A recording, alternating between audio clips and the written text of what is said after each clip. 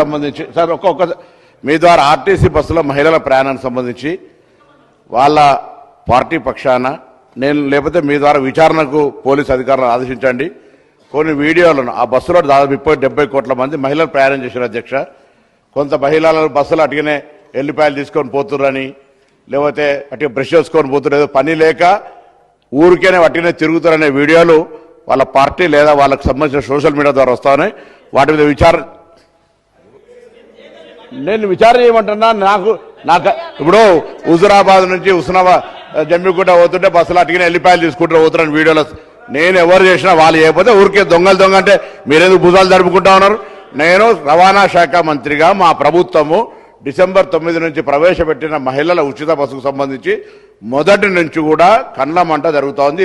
Scheme success అయిందని ఆటోల కార్మికుల పేరు మీద ఒక మాట తీస్తూ ఉన్నారు. మీకు బస్సుల్లో మహిళలు ప్రయాణం చేయడం ఇష్టమా లేదా? వాళ్ళను అవమానపరిచినట్టుగా నేను ఇప్పటికి 70 కోట్ల మంది మహిళలు ప్రయాణం చేశారు. దాని మీద సోషల్ మీడియాలో మీరు వీడియోలో నేను మీకు అందరికీ సబ్మిట్ చేస్తా. సభాపతిగా నేను మిమ్మల్ని విజ్ఞప్తి చేస్తా ఉన్నా అధ్యక్ష. మా ప్రభుత్వంలో నేను మా గౌరవ మంత్రులందరూ కూడా ఆ విషయం తెలుసు.